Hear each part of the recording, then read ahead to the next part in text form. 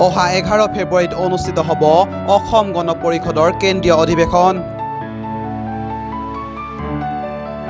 তাৰ পূৰ্বে অসম গণ পৰিষদৰ ভাতৃ সংগঠন, কৃষক পৰিষদ, মহিলা পৰিষদ, যুৱ পৰিষদৰ অধিৱেশন কালি শিৱসাগৰ নগৰৰ সমীপৰ টায়াহোম বিকাশ কৃষ্টি কেন্দ্ৰৰ প্ৰেক্ষাগৃহত অনুষ্ঠিত হয়।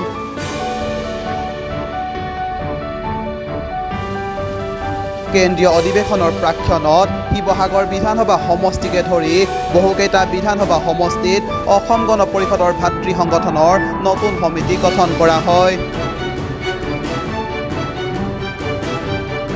শিৱসাগৰৰ টাই বিকাশ কেন্দ্ৰত সাধাৰণ সভা আয়োজন কৰি গঠন কৰা ৪১জনীয়া কমিটিৰ জ্যোতিষ ফুকনক সভাপতি হিচাপে দায়িত্ব অৰ্পণ কৰে।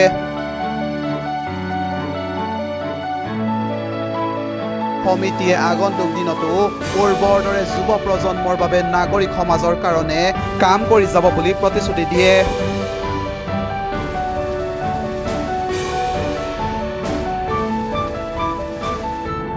অসম গণ পৰিষদৰ অহা 11 ফেব্ৰুৱাৰী তাৰিখে অধিৱেশন আছে, কেন্দ্ৰীয় সমিতিৰ অধিৱেশন।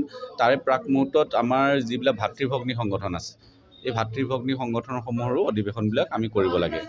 ঠিক সেই মৰ্মে আমি ভাতৃভগ্নী সংগঠনসমূহে আমাৰ সংগঠন শক্তিশালী কৰিবৰ কাৰণে প্ৰত্যেকটো বিধানসভা সমষ্টিবিলাকত আমি নতুনকৈ কমিটি গঠন কৰোঁ। তাৰ কাৰণে আমি অধিৱেশন অনুষ্ঠিত কৰোঁ। আজি শিৱসাগৰত আছে। আজি সকলো জিলাবিলাকৰ যিবিলাক বিধানসভা সমষ্টি আছে, তেওঁলোকে আজি শেষ তাৰিখ, যিহেতু 13 তাৰিখে সকলো বিধানসভা সমষ্টিক আমি তেওঁলোকৰ কমিটিসমূহ দিবলৈ আমি অনুৰোধ জনাইছিলোঁ। আৰু আজি এই সভাখনত শিৱসাগৰৰ যিখন আমাৰ আজি সাধাৰণ সভা অনুষ্ঠিত হৈছে, এই সাধাৰণ সভাখনক জ্যোতিষ ফুকন ডাঙৰীয়াক আগন্তুক 3 বছৰলৈ সভাপতি হিচাপে তেওঁক হাউচে মনোনীত কৰিছে। আচলতে চাওক, আঞ্চলিকতাবাদ সকলোৰে অন্তৰত আছে, সকলোৰে তেজত আছে, জাতীয়তাবাদ সকলোৰে তেজত আছে।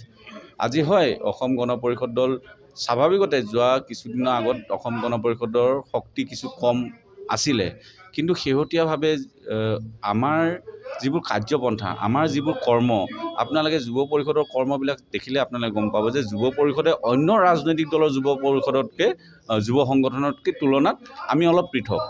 সিদিনা আমি যেতিয়া জব মেলা পাতিছিলোঁ, অসমৰ ৰাইজে অসম গণ পৰিষদ দলক আকৌ যেন আঁকোৱালি ল'ল, আকৌ যেন অসম গণ পৰিষদ দলে কিবা এখন মেলা পাতিছে, অসম গণ পৰিষদৰ যুৱ সংগঠনৰ এটা নিয়োগ মেলা পাতিছে, য'ত 14,000তকৈ ওপৰত ৰিজিউম, বায়'ডাটা তাত প্ৰেৰণ সেইদিনা আমি পাইছোঁ তেওঁলোকৰ। আৰু আপুনি ভাবি চাওক, 14,000 পৰিয়ালৰ লগত আমি আছোঁ। 14,000 পৰিয়ালে আমাক এটা আমাৰ প্ৰতি এটা আশা ৰাখিছে। আৰু বিশ্বাস কৰিব, সেইদিনাখনেই আমি প্ৰায় 1200 যুৱক যুৱতীক উত্তৰ দিনাই একেদিনাই 1200 যুৱক যুৱতীক আমি স্পট নিযুক্তি দিছোঁ।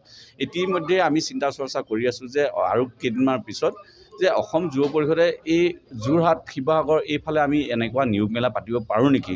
গতিকে আজিৰ এই সাধাৰণ সভাখনৰ সভাপতি সম্পাদককে ধৰি ইয়াত যিকেইজন কাৰ্যনিৰ্বাহক সদস্য যাব, সকলোকে লগত লৈ পিনি আগন্তুক দিনত আমি উজনি অসমতো শিৱসাগৰ, যোৰহাট, য'তেই নহওক, য'ত আমি উপযুক্ত স্থান বুলি ভাবোঁ, তেনেকুৱা এটা স্থানত আমি এনেকুৱা নিয়োগ মেলা এটা পাতিবলৈ আমি চিন্তা চৰ্চা কৰি আছোঁ, যাতে যুৱ প্ৰজন্ম আমাক লৈ উপকৃত হয়।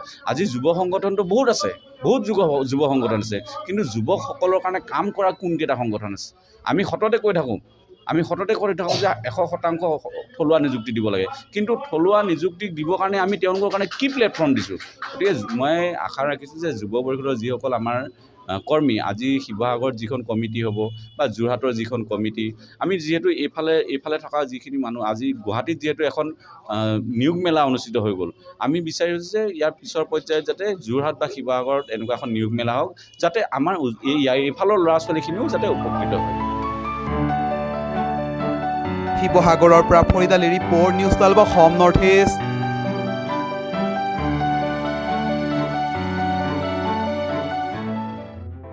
নিউজ 12 অসম নৰ্থ ইষ্ট, যাত্ৰা আমাৰ অবিৰত, সংকল্প অপ্ৰতিৰোধ্য।